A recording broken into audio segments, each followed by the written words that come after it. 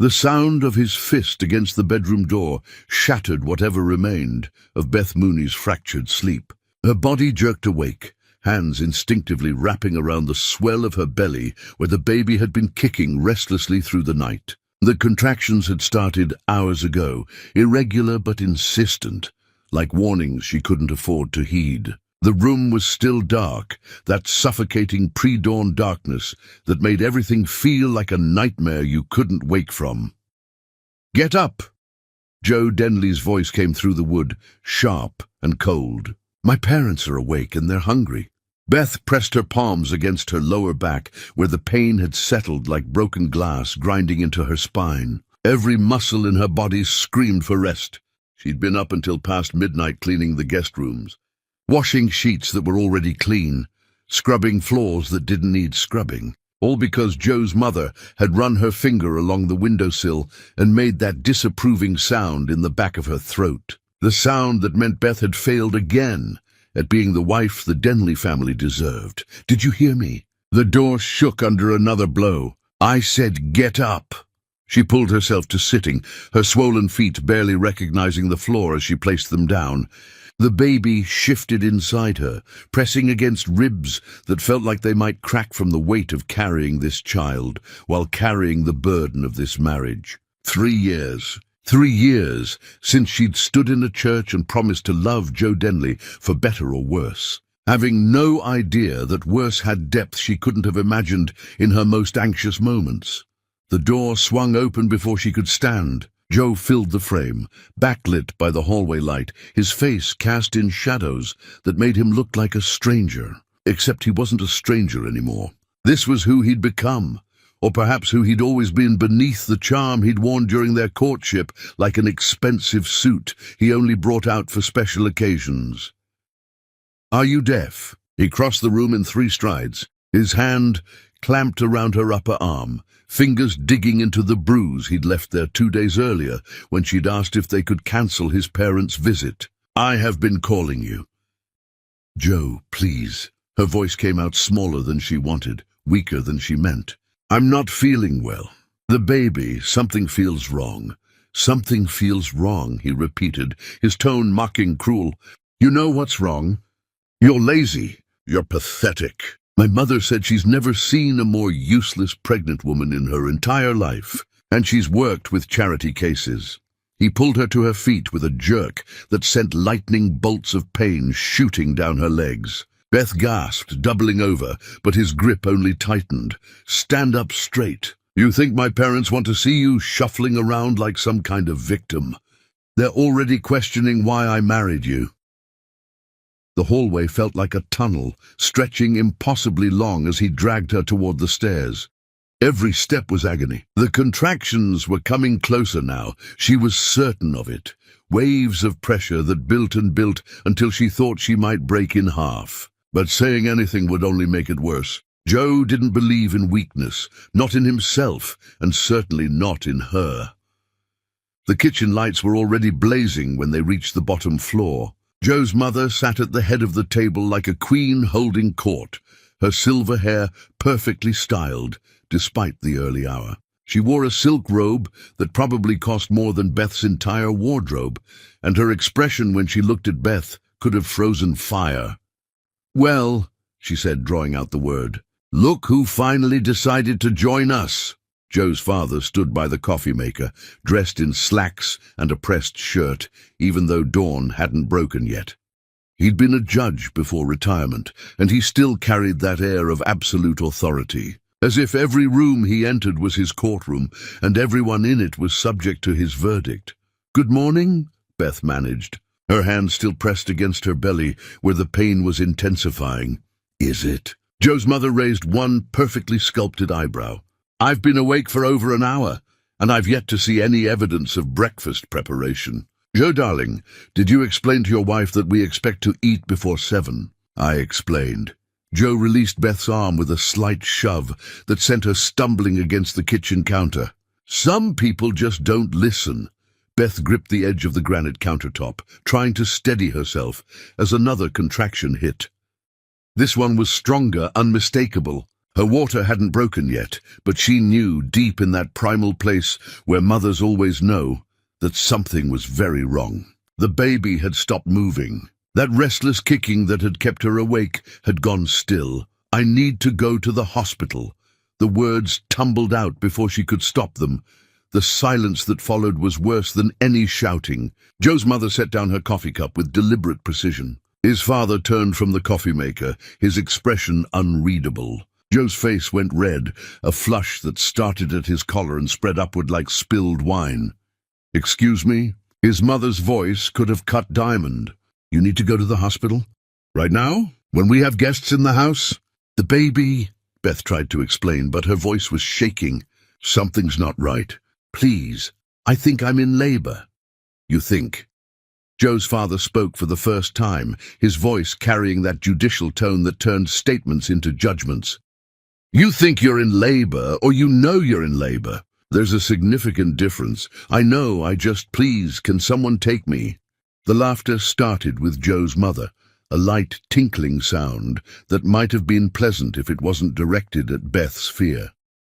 Joe's father smiled, shaking his head like a teacher disappointed in a particularly dim student. And Joe, her husband, the father of the child she was carrying, looked at her with something beyond contempt. It was disgust. "You're unbelievable," he said.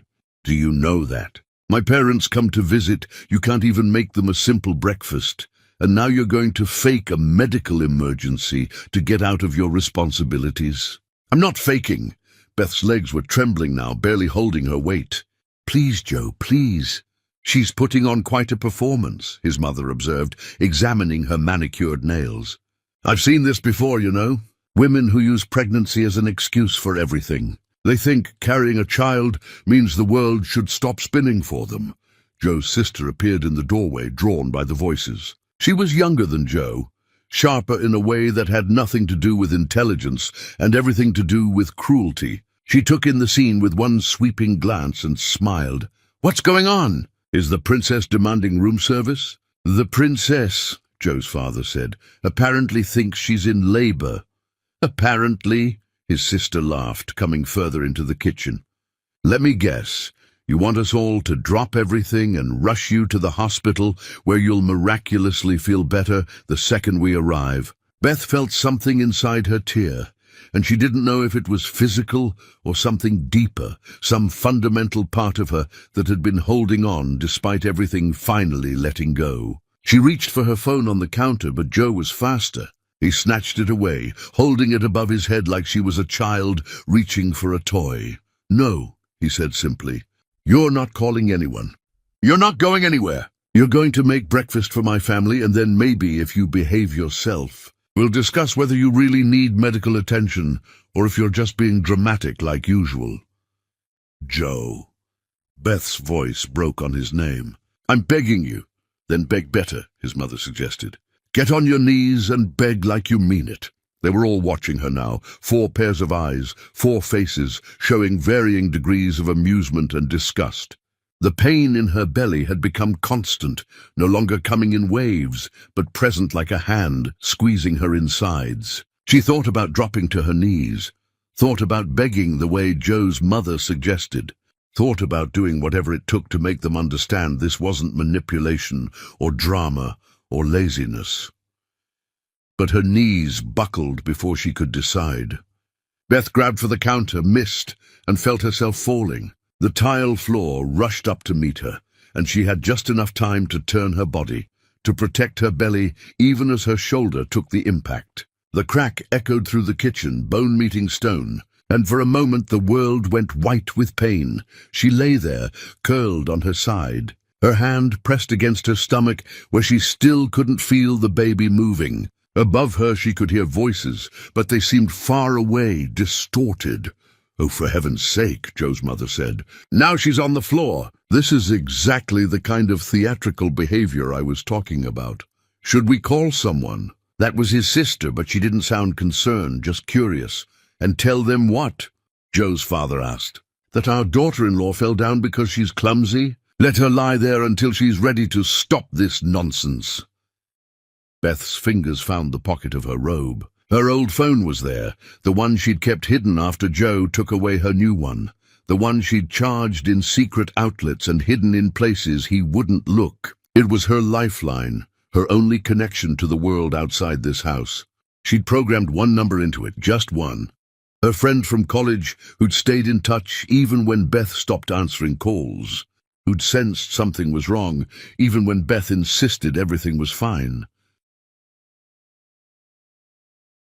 With fingers that barely worked, slick with sweat or blood or tears, Beth pulled out the phone. She couldn't see the screen clearly. Her vision was blurring at the edges, but she knew where the buttons were. She typed out one word, sent it to the only contact saved, and let the phone slip from her hand to slide under the refrigerator where they wouldn't find it. The word was simple, just 4 letters, but it contained everything she couldn't say out loud. It was surrender and fight all at once. It was the end of one life and the desperate, terrified hope that another life might still be possible. Help. The darkness came slowly, then all at once. Beth's last conscious thought was of the baby, silent and still inside her, and whether she'd just killed them both by marrying a man who looked at her collapse and saw only inconvenience. Above her, Joe was telling his mother not to worry, that she always did this, that she'd get up in a minute and stop embarrassing everyone. But Beth wasn't getting up. Her eyes closed, and the last thing she heard was Joe's sister saying something about how she deserved this, how any woman who trapped a good man with a pregnancy deserved exactly what she got. The words followed Beth down into the dark, and somewhere in that darkness, she made a promise to the silent baby in her belly. If they survived this, she would never let anyone make her feel small again. Chapter 2. The Awakening. White ceiling tiles. That was the first thing Beth registered when consciousness dragged her back to the surface. Not the ceiling of her bedroom with its crown molding that Joe's mother had picked out. Not the kitchen floor where she'd fallen. White tiles with tiny holes, the kind that absorbed sound in hospitals and funeral homes, and places where people went when their bodies betrayed them. Her throat felt raw, scraped clean of moisture. When she tried to swallow, nothing happened except a clicking sound that seemed too loud in the quiet room. Machines beeped somewhere to her left, a steady rhythm that her heartbeat tried to match and couldn't quite find. There were tubes in her arm, tape pulling at the sensitive skin on the inside of her elbow. The baby. The thought came like lightning, sudden and illuminating and terrifying. Her hand moved before her brain could catch up, sliding across her stomach, searching for the swell that had been there, that had to still be there. But her belly felt different, softer, deflated like something essential had been removed. Easy now. A voice cut through her panic, female and gentle. Don't try to move too fast. You've been through quite an ordeal. Beth's head turned, the motion sending sparks of pain down her neck. A nurse stood beside the bed, older woman with kind eyes and hands that knew how to touch without hurting. She was checking one of the machines, making notes on a tablet, and when she looked at Beth, her expression held something that might have been pity. "Where's my baby?" Beth's voice came out broken, barely recognizable as her own. "Please, where is he?" "Your son is in the NICU." The nurse moved closer, adjusting the bed so Beth could sit up slightly. "He's fighting hard, sweetheart. Born 3 weeks early, but he's a fighter. The doctors are optimistic. Soon, she had a son." Beth felt tears slide down her temples into her hair, hot and fast and unstoppable. She had a son, and he was alive and fighting, and that meant whatever happened next, whatever price she had to pay for surviving, it was worth it. "Can I see him?" The words caught in her throat. "Please, I need to see him. Soon, right now. You need to understand what happened to you." The nurse pulled up a chair, sitting at eye level with Beth in a way that suggested this conversation wasn't going to be easy. "You suffered something called a placental abruption. Your placenta separated from the wall of your uterus. It's a medical emergency, Beth. You lost a dangerous amount of blood. Another hour, maybe less, and we would have lost both of you. Another hour. Beth thought about lying on that kitchen floor, while Joe's family stood over her discussing whether she was faking. Thought about Joe taking her phone, about his mother suggesting she beg on her knees. An hour might as well have been an eternity when measured against the cruelty of people who should have loved her. How long have I been here? This is your 4th day. You were in surgery for hours, and then you needed time to stabilize. We kept you sedated because your body needed to heal without the stress of consciousness. The nurse paused, choosing her words carefully. Beth, when you came in, you had extensive bruising. Your shoulder was dislocated from the fall. There were older injuries too, things that made the emergency room doctor ask questions. The door opened before Beth could respond.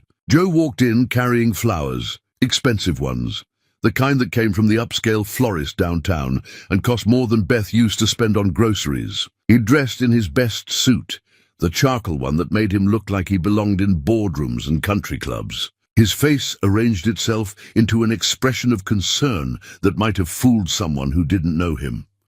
"Baby." He rushed to the bedside, setting the flowers on the table and reaching for her hand. His grip was firm, just shy of painful, his thumb pressing into the pulse point of her wrist in a way that looked tender but felt like a warning. "Thank God you're awake. I've been so worried." The nurse stood, her expression cooling several degrees.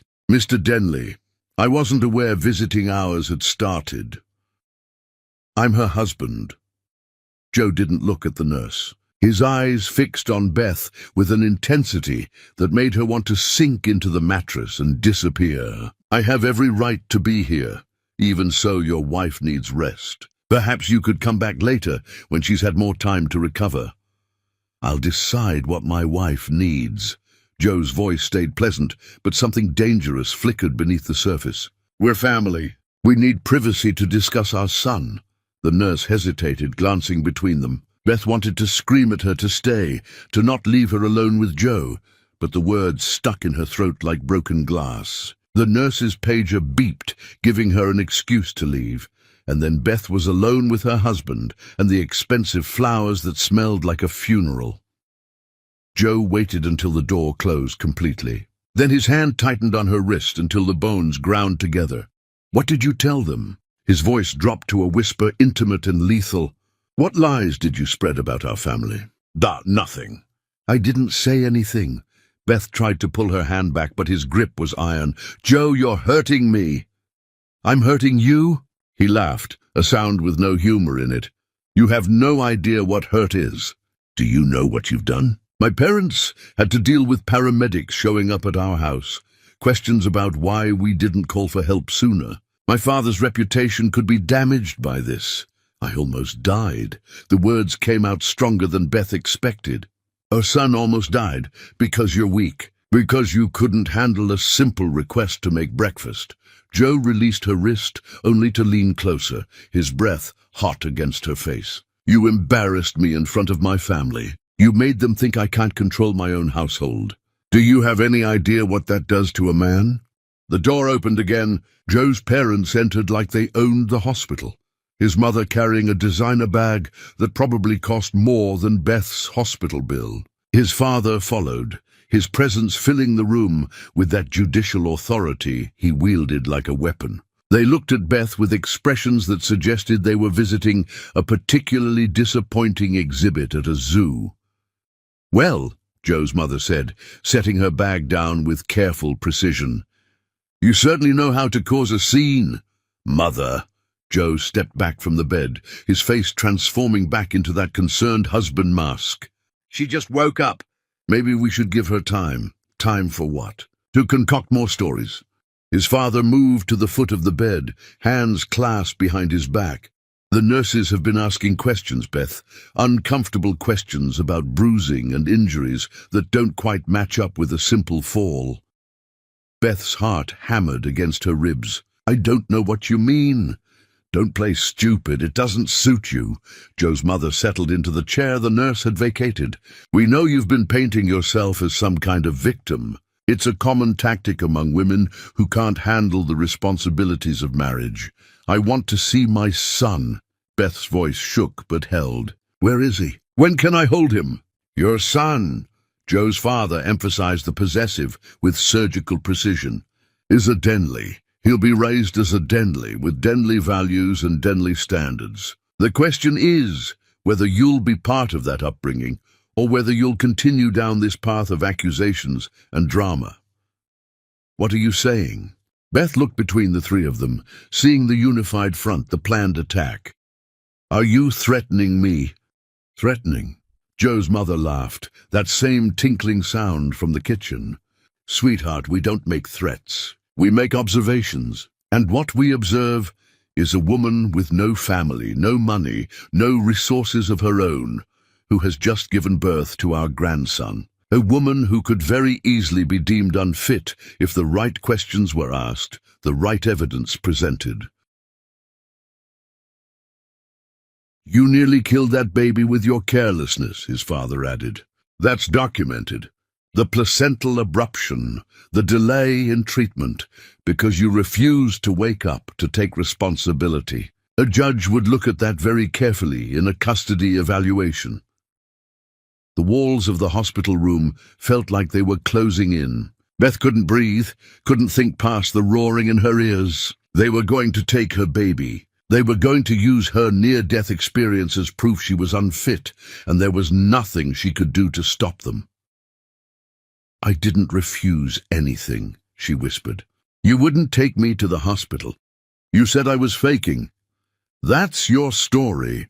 Joe sat on the edge of her bed, placing his hand over hers in a gesture that would look loving to anyone watching through the door window. But it's your word against ours, and there are three of us. My father's a respected retired judge. My mother volunteers at the children's hospital. I'm a professional with an impeccable reputation.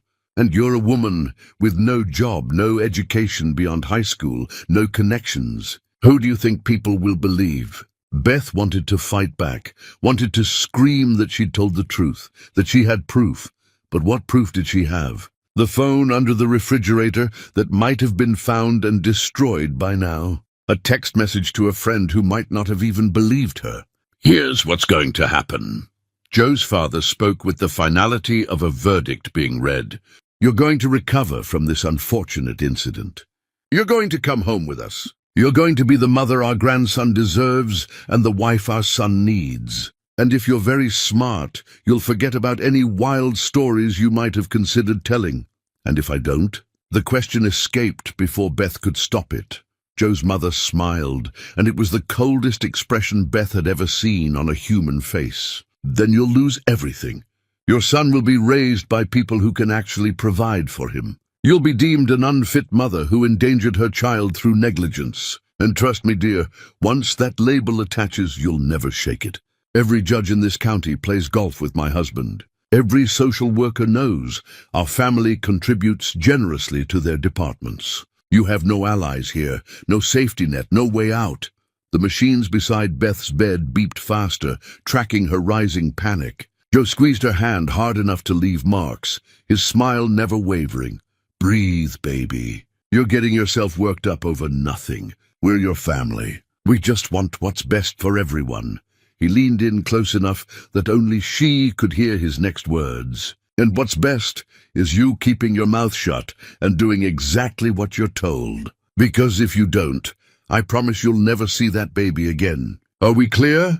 Beth nodded, the motion tiny, defeated. What choice did she have? They held all the power, all the resources, all the connections. She was alone in this hospital room with three people who saw her as an obstacle to be managed. And her son, her precious son, was somewhere in this building fighting for his life while she couldn't even protect him from the people who should love him most. Joe's mother stood, smoothing her skirt. Good. I'm glad we understand each other. Now we'll leave you to rest. When you're discharged, we'll all go home together. Won't that be nice? They left in the same formation they'd arrived, a united front of expensive clothes and casual cruelty. The door clicked shut, and Beth was alone with the beeping. Machines and the white ceiling tiles and the knowledge that she'd just agreed to return to her prison because the alternative was losing her child. Forever. She lay there for a long time, staring at nothing, feeling nothing except the weight of her own helplessness. Then she noticed something on the bedside table, tucked under the expensive flowers Joe had brought. A business card, plain white with simple black text. The nurse must have left it, slipped it there when Joe wasn't looking. Beth picked it up with shaking fingers. It was for a legal aid clinic, and someone had written on the back in neat handwriting, "You don't have to do this alone. We can help. Ask for intake coordinator." It was the smallest thing, just a card with an address and a phone number and a handful of words. But it was something. It was proof that someone had seen past Joe's performance to the truth underneath. Someone believed her story might be worth hearing. Beth slipped the card under her pillow, pressing it flat where no one would find it.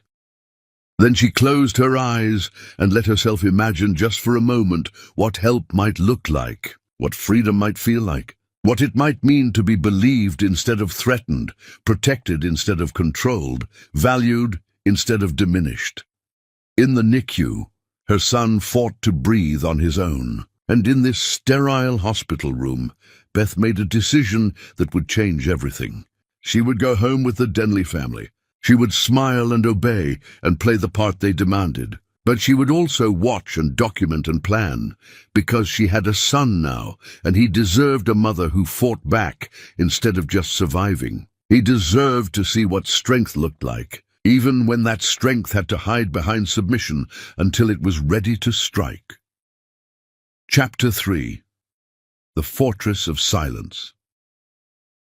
The Denley house felt different when Beth walked through the door carrying her son. Everything looked the same. The mahogany furniture that Joe's mother had selected, the cream carpets that showed every speck of dirt, the family portraits lining the hallway, where Beth's face never quite fit with the others. But knowing she was walking into a trap made every familiar detail feel sinister, like a museum dedicated to her own suffering. Joe took the baby carrier from her hands before she could protest. His parents stood in the foyer like sentries, watching her with expressions that dared her to step out of line. She'd named the baby during those precious moments alone in the hospital, signed the birth certificate while Joe was dealing with discharge paperwork. She'd chosen a name that meant warrior, protector, survivor. Joe had been furious when he found out, but the paperwork was already filed, the name already official. It was her first small victory, and she held onto it like a life raft in churning water. "Welcome home," Joe's mother said, the words dripping with false warmth. "I've prepared the nursery exactly as it should be. I trust you won't try to rearrange things this time."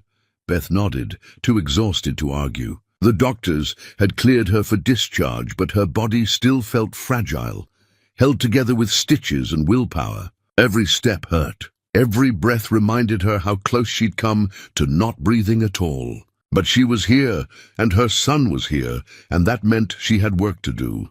The nursery had been transformed during her hospital stay. Gone were the soft blues and greens Beth had carefully selected, replaced with dark woods and heavy fabrics that made the room feel more like a study than a space for a baby. Joe's mother had hung portraits of Denley ancestors on the walls, stern-faced men and tight-lipped women who seemed to glare down at Beth with disapproval. "Much better," Joe's father said from the doorway. "A Denley should be raised surrounded by his heritage, not whatever juvenile nonsense you had planned." Beth bit her tongue hard enough to taste copper. She watched Joe place the carrier on the changing table, watched him look down at their son with an expression she couldn't read. For just a moment, she thought she saw something soften in his face, some flicker of genuine feeling. Then his mother spoke and the moment shattered. "He has the Denley nose." Thank goodness for that. She peered into the carrier like she was examining merchandise. "We'll need to be vigilant about his development. Make sure he doesn't inherit any unfortunate traits." The unspoken end of that sentence hung in the air. Unfortunate traits like Beth's. The baby began to fuss, that newborn cry that signaled hunger or discomfort, or just the overwhelming confusion of being alive. Beth moved toward him instinctively, but Joe's mother was faster. "I'll handle this. You should rest." She lifted the baby with practiced efficiency, cradling him against her shoulder. "You look absolutely dreadful, Beth. Motherhood clearly isn't agreeing with you. I just got out of the hospital." Beth's hands clenched at her sides. "I almost died." "Yes, well, that's behind us now." Joe's father checked his watch, a gold piece that had belonged to his father and his father before that. "What matters is moving forward appropriately. Joe, show your wife to your old room. She'll be staying there until she's fully recovered." Beth's stomach dropped. "What? No, I need to be near the baby. He'll need to nurse through the night. We'll bring him to you when necessary." Joe's mother was already walking toward the door, the baby quiet against her shoulder. "But he'll sleep in the nursery where we can monitor him properly. After what happened, I think we can all agree that constant supervision is essential." They were taking him. Right in front of her, they were taking her son and relegating her to some distant room where she couldn't hear him cry, couldn't respond when he needed her. Beth looked at Joe, silently begging him to intervene, to be the husband he'd promised to be the father his son needed him to be. Joe avoided her eyes. "It's for the best, Beth. You need to heal. My parents will make sure he's safe." "He's safe with me." Her voice rose despite her best efforts to stay calm. "I'm his mother. You're the woman who nearly killed him through negligence." Joe's father stepped closer, his presence overwhelming in the small nursery. "Let's not forget the facts here. We're being generous, allowing you to recover in our home. Don't mistake our generosity for weakness."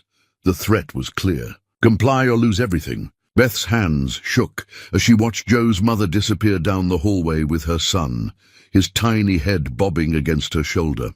Every instinct screamed at her to run after them, to tear her baby from that woman's arms, to fight with everything she had. But fighting now meant losing later, and Beth had to think long-term. She had to be smarter than her rage. Joe's old bedroom was at the far end of the house, past the master suite where his parents had installed themselves, past the guest rooms they kept pristine for visitors who never came. It still had his childhood furniture, the twin bed he'd slept in before college, the desk where he'd studied, the trophies from sports he'd barely participated in but his father had insisted mattered. Being sent here felt like punishment, like being told she wasn't worthy of adult spaces or adult consideration. "I'll have dinner sent up." Joe lingered in the doorway, hands in his pockets. "You should sleep. You look terrible. Joe." Beth sat on the edge of the narrow bed. "This isn't right. You know this isn't right. What I know is that my family is trying to help us, trying to help you, despite everything." He stepped into the room, pulling the door closed behind him. His voice dropped to that dangerous whisper she'd learned to fear. "You need to be grateful, Beth. You need to remember how easily this could go very differently." "Are you threatening me? In your childhood bedroom, are you actually threatening me?" His hand shot out, gripping her jaw hard enough to force her head back. "I'm reminding you of reality. My parents moved in here to support us. They're giving up their freedom to make sure you don't destroy our son the way you nearly destroyed yourself. The least you can do is show some appreciation." Beth jerked away from his grip, tasting blood where her teeth had cut the inside of her cheek. Joe looked at his hand like it had acted independently, like he couldn't quite believe what he'd done. Then his expression hardened, responsibility transforming into justification. "You made me do that. You always make me do things I don't want to do." He moved toward the door. "Dinner will be up soon. Eat it. Sleep. Tomorrow we'll discuss the rules for your recovery." The door closed with a soft click that somehow felt louder than a slam. Beth sat in the silence of Joe's childhood room, surrounded by evidence of the boy he'd been, and wondered when exactly he'd become the man he was now. Or if maybe this cruelty had always lived inside him, just waiting for permission to emerge. Her phone was gone, confiscated during the hospital stay and never returned. But Beth had learned to be resourceful during her marriage. She'd hidden things in places Joe wouldn't think to look, prepared for emergencies she'd hoped would never come. In the pocket of her robe, she still had that business card from the nurse. And in the bathroom attached to this sad little bedroom, she found what she was looking for behind a loose tile Joe had probably forgotten existed. An old phone, ancient by current standards, but functional. She'd bought it with cash from the grocery money, charged it in secret outlets, kept it hidden for the day when she might need a lifeline. That day had arrived. Beth locked the bathroom door and dialed the number on the card with shaking fingers.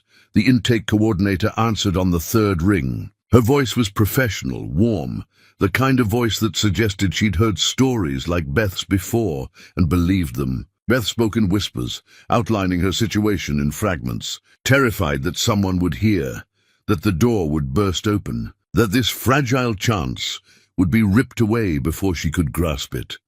"I understand." The coordinator's voice remained steady. "What you're describing is domestic abuse. Coercive control. You and your son are in danger." Hearing someone name it, claim it as real and serious and worthy of intervention, made Beth want to cry. But crying would make noise, and noise would bring Joe or his parents, so she swallowed the tears and focused on the coordinator's next words. "We have a lawyer who handles cases like yours. His name is Chris Wokes. He takes cases other people won't touch, fights battles other lawyers think are unwinnable. Would you like me to connect you with him?" "Yes." The word came out stronger than Beth expected. "Yes, please. It won't be easy. People like the Denleys, they have resources and connections. They'll fight dirty. You'll need to be brave." "I have a son." Beth looked at her reflection in the bathroom mirror, barely recognizing the exhausted woman staring back. Brave is the only option left. The coordinator took down information, promised to reach out to Chris Wokes, explained that building a case would take time and patience and careful documentation. Beth listened, memorized, and then erased the call history before hiding the phone back in its secret place. She emerged from the bathroom just as someone knocked on the bedroom door. Dinner arrived on a tray, carried by Joe's mother. She set it down with exaggerated care, her eyes scanning the room like she was searching for evidence of rebellion. Beth forced herself to smile, to thank her, to play the grateful patient, grateful for scraps of kindness. The performance tasted like poison. "The baby is sleeping peacefully." Joe's mother smoothed her skirt, preparing to leave. "We'll bring him to you in a few hours for feeding. Until then, rest. Try not to worry so much. It ages a woman terribly." Beth waited until the footsteps faded completely before approaching the tray. The food looked fine, probably was fine, but she couldn't bring herself to eat it. Instead, she went to the window and looked out at the manicured lawn, the tall fence that surrounded the property, the locked gate at the end of the driveway. The Denley house had always felt like a cage. Now she could see the bars. Somewhere in this fortress, her son slept under the watchful eyes of people who saw him as property, as legacy, as anything but a child who needed his mother. Beth pressed her palm against the cold glass and made a silent promise. She would document everything. She would be patient. She would let them believe they'd won. And when the time was right, when Chris Wokes built a case strong enough to break through the Denley walls, she would take her son and walk out of this house forever. Not as a victim, but as a survivor with proof of every crime they'd committed against her humanity. The game had changed. Beth wasn't just enduring anymore, she was preparing for war. Chapter 4. The Alliance forms. 6 months transformed Beth's prison into something more calculated, more deliberate. She'd learned to move through the Denley house like a ghost, present but invisible, necessary but insignificant. Her son thrived despite everything, growing strong and curious, his laughter the only pure thing in a house built on cruelty. Every milestone he reached, every smile he gave, strengthened Beth's resolve to escape with him before this place poisoned him the way it had poisoned Joe. The documentation had become her obsession. Photos of bruises taken in bathroom mirrors with her hidden phone, voice recordings of arguments saved in encrypted folders, text messages from Joe dripping with contempt, screenshots preserved before he could delete them. The hidden phone had become her confessional, her witness, her proof that the nightmare was real and not some failing of her perception like the Denleys constantly suggested. Joe's behavior had evolved into something more insidious than simple violence. He brought women to the house now, parading them through the kitchen where Beth prepared meals, introducing them as colleagues or friends while his parents nodded approval. His mother would comment on how pretty they were, how accomplished, how much more suitable for a Denley than some nobody with nothing to offer. The humiliation was intentional, designed to break whatever remained of Beth's spirit. "This is Amanda," Joe announced one evening, his arm around a blonde woman in expensive clothes. "She's a partner at the firm. We've been working closely together."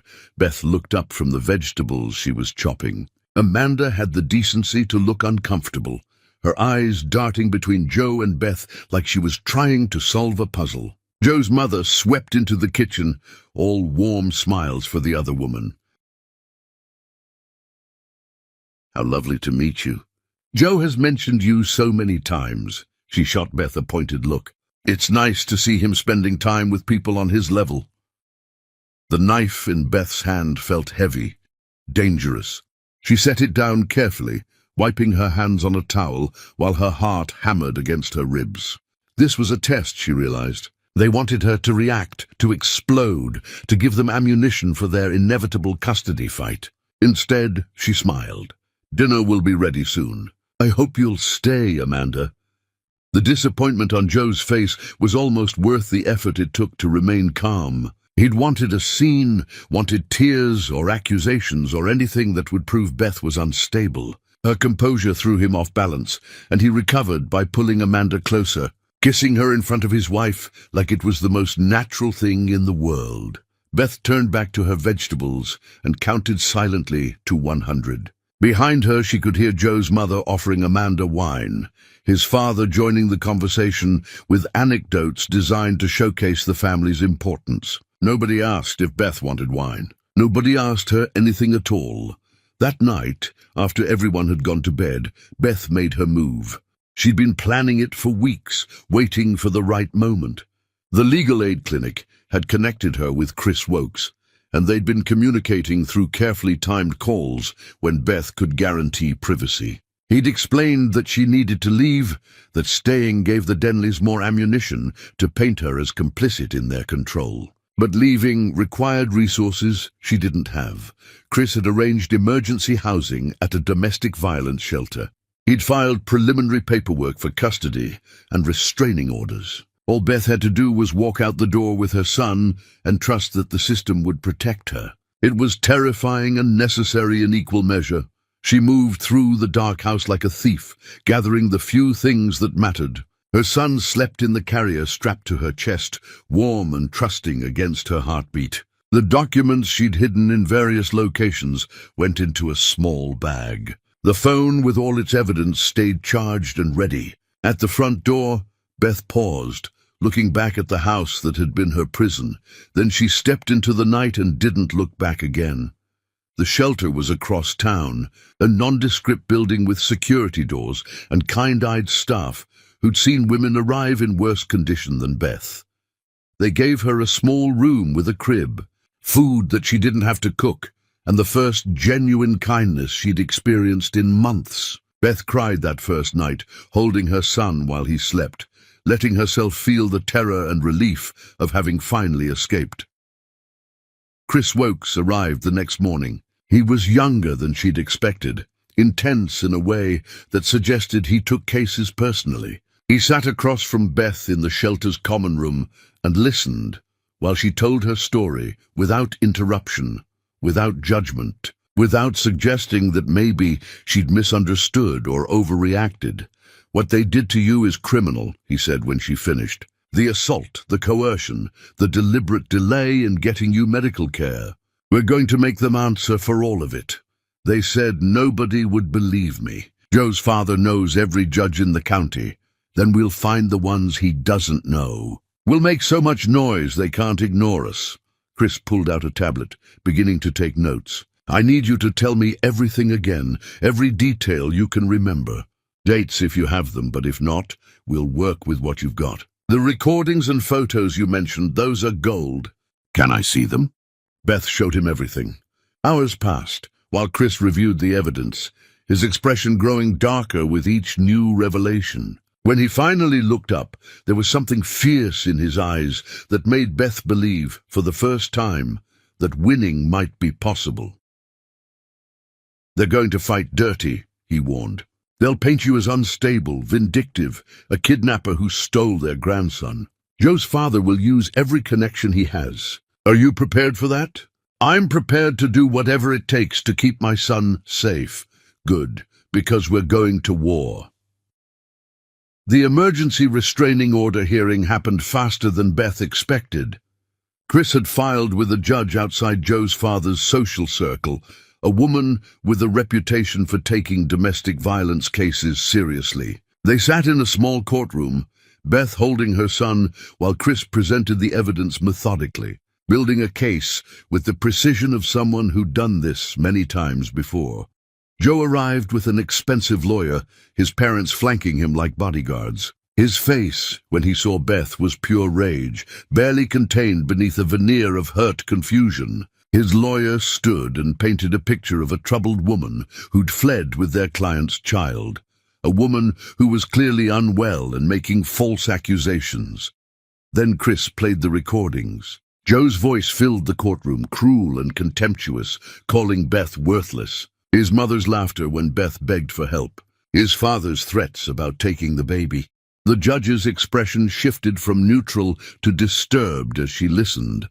These recordings were made without consent, Joe's lawyer objected. They shouldn't be admissible. They were made by a woman documenting abuse in her own home, Chris countered. They're absolutely admissible, the judge agreed. She granted a temporary restraining order, ordered supervised visitation only, and scheduled a full hearing for custody determination. Joe's face went purple with rage. His father stood like he was about to charge the bench. But the decision was made, and they had no choice but to comply. Outside the courthouse, Chris put a hand on Beth's shoulder. This is just round one. They're going to come back harder. But you did it. You stood up to them and won. Beth looked down at her son, sleeping peacefully despite the chaos swirling around him. She'd won a battle, but the war was just beginning. And somewhere across town, the Denley family was regrouping, planning their counterattack, preparing to use every weapon in their considerable arsenal. But Beth wasn't alone anymore. She had Chris, she had evidence, she had the truth. And sometimes, when the system worked the way it was supposed to, that was enough. Chapter 5. The Counterattack. The Denley family didn't wait long to retaliate. Within days of the restraining order, they filed their own emergency custody petition. The paperwork was thick, professionally prepared, and filled with accusations that made Beth's blood run cold. They claimed she'd kidnapped their grandson, stolen him, in the middle of the night without warning. They produced affidavits from neighbors who swore they'd heard Beth screaming at the baby. They submitted medical opinions suggesting she was suffering from severe postpartum depression that made her a danger to herself and her child. Chris spread the documents across his desk, his jaw tight with anger. This is a coordinated attack. They've hired investigators, lined up witnesses, built a counter-narrative. It's impressive in the worst possible way. Beth sat across from him, her son sleeping in her arms. The shelter had become familiar, safe, but she knew they couldn't stay there forever. She needed a real home, a real job, a real life. But every step toward stability felt impossible when the Denleys were actively working to destroy her. What do? We fight back with truth. Chris pulled up a file on his computer. I've been doing my own digging. Joe's father has a history of judicial misconduct complaints that were buried by friends in high places.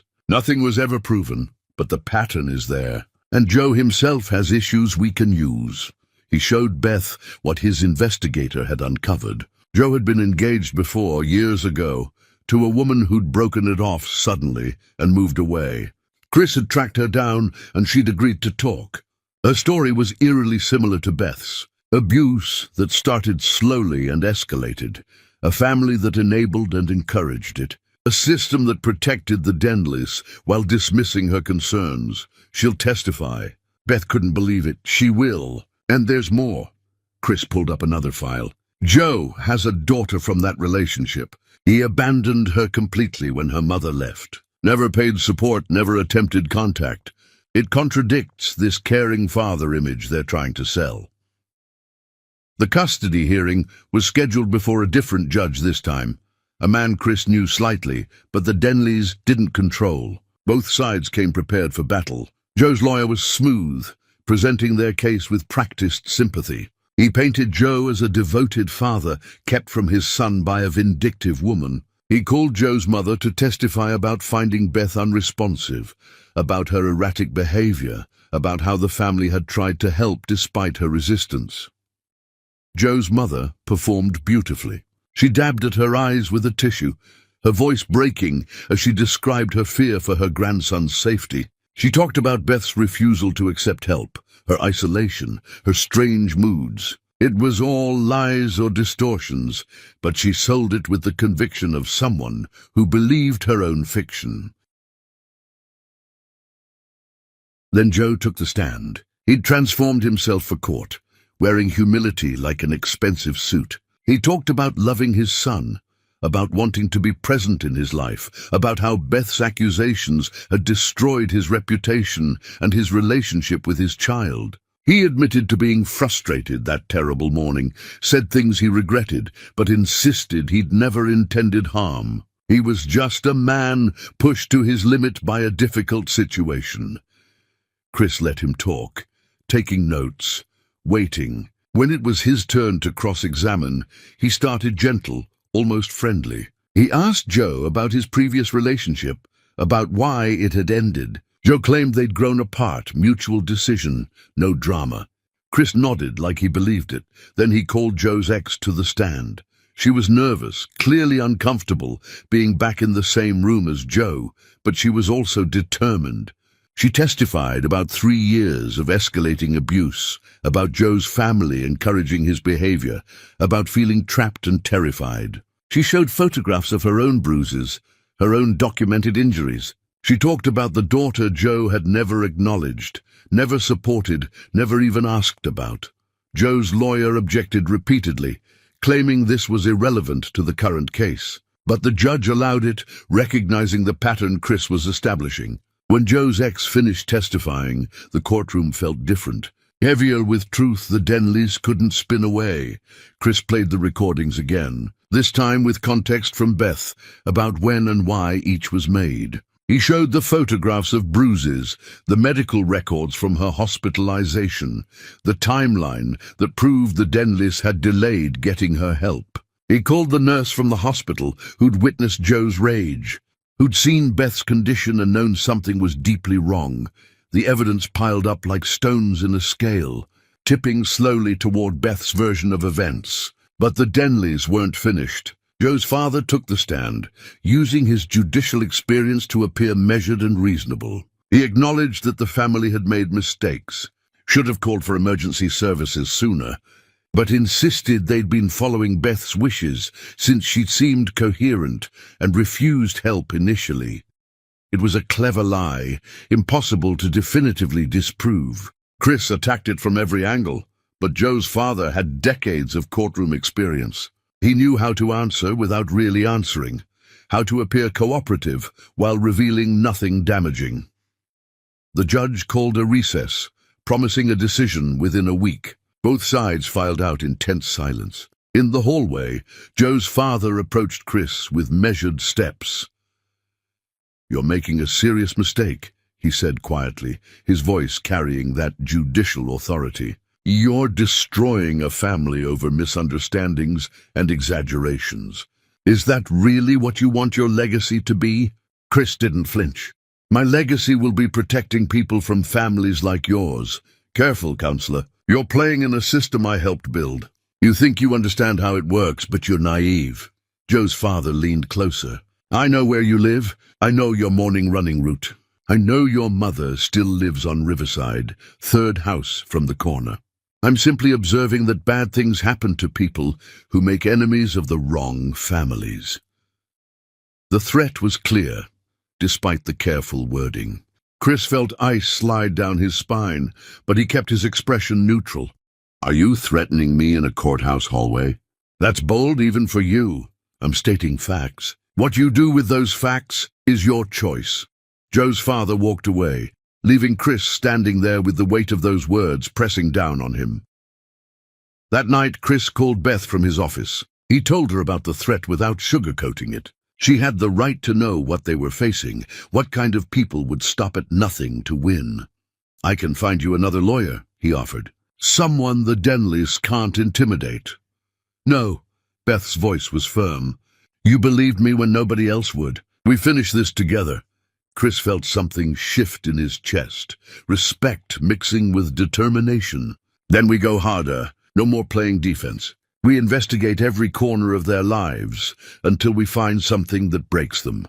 He hired a better investigator, someone with connections in financial crimes. Within days, they had something explosive. The Denley family had been hiding money in offshore accounts, avoiding taxes for years. Joe's father had used his position to protect wealthy friends from scrutiny in exchange for favors and contributions to accounts his wife controlled. It was a web of corruption that had stayed hidden because nobody had looked hard enough. But the financial crimes were just the beginning. The investigator found more.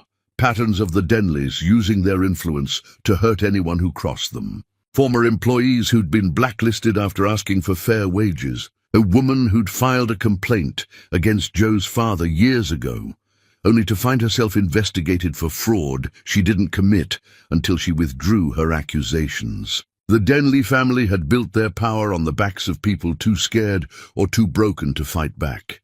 Chris compiled everything into a comprehensive file. This wasn't just about custody anymore. This was about exposing a family that had corrupted the system meant to protect people. He knew going public would make things more dangerous, would paint a target on both his and Beth's backs. But staying silent meant letting them continue hurting people. He met with Beth at the shelter, spreading the evidence across the table in the common room. "This changes everything. We can go to the authorities, push for criminal investigations.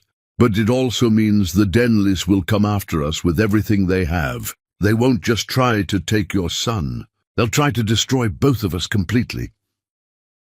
Beth looked at the documents, at proof of years of corruption and cruelty. She thought about all the people the Denleys had hurt, about the woman Joe had abused before her, about the daughter he'd abandoned. She thought about her son sleeping peacefully upstairs, innocent and perfect, and deserving of a world where monsters didn't get to win just because they had money and connections.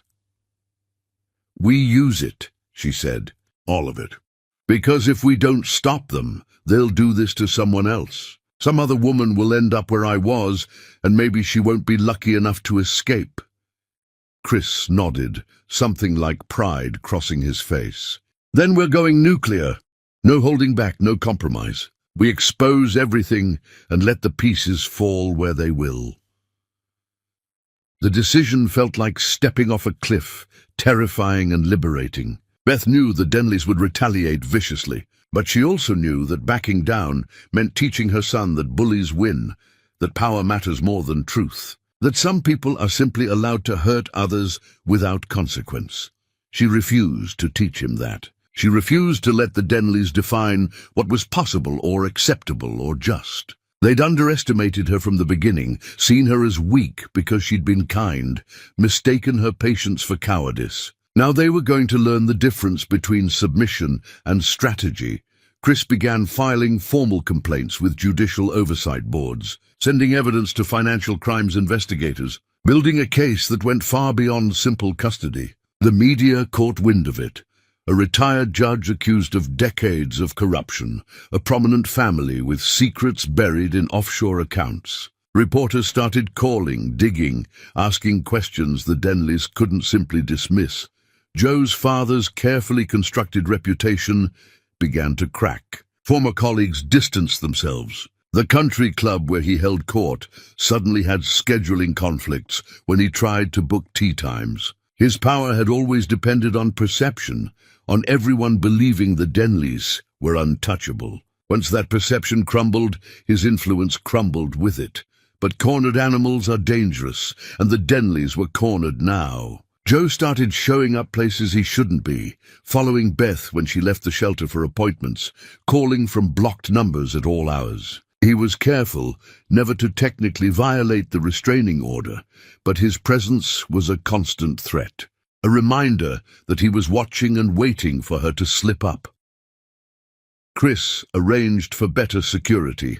Escorts to and from court appearances, cameras monitoring the shelter entrance. But he knew it wasn't enough. The Denleys were escalating, becoming more reckless as their world fell apart. Something was going to break, and when it did, someone would get hurt. The custody verdict came down on a grey morning that matched Beth's mood. The judge had reviewed everything, considered all the evidence, weighed the testimony from both sides. His decision was careful, measured, designed to protect the child while acknowledging the complexity of the situation. He granted Beth primary custody with supervised visitation for Joe, but only after Joe completed extensive counseling and anger management programs. He ordered a full investigation into the allegations of abuse and the family's financial irregularities. He made it clear that any violation of the custody arrangement or any harassment of Beth would result in immediate termination of Joe's parental rights. It wasn't everything Beth had hoped for, but it was survival. It was her son staying with her, safe from the Denleys' direct control. It was validation that her story mattered, that abuse had consequences even for powerful families.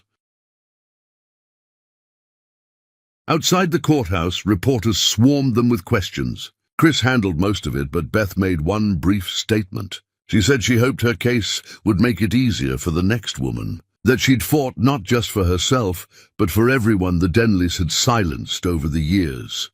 Joe stood across the courthouse steps with his parents, their faces masks of barely contained fury. His father caught Chris's eye and smiled, cold and promising. The message was clear: this wasn't over. Not by a long shot.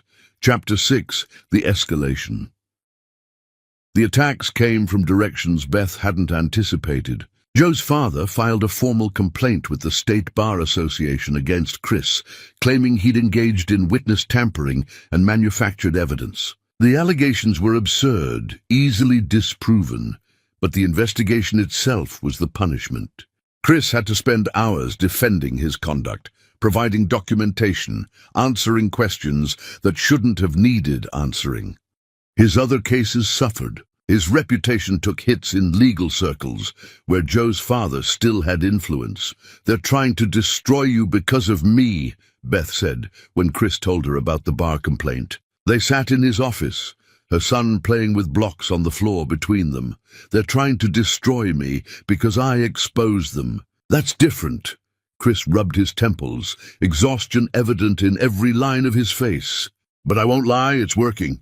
I've lost 3 clients this week who suddenly decided they'd rather go with other representation. People are scared to associate with me." Beth felt guilt settle like stones in her stomach. Chris had sacrificed so much to help her, and now he was paying the price. "Maybe I should back off, accept the custody arrangement and stop pushing." "Absolutely not." Chris leaned forward, his intensity cutting through her doubt. "That's exactly what they want. They want you scared and compliant. We're not giving them that satisfaction." But the pressure continued mounting from every direction. Beth's hours at the bookstore were cut again, the owner awkwardly explaining that business was slow and he couldn't afford full staff. Beth suspected Joe's mother had been spreading poison in the community, turning people against her with carefully crafted lies. She was running out of money, running out of options, running out of time. Joe himself had transformed his public image with calculated precision. He started attending therapy sessions, posting about them vaguely on social media.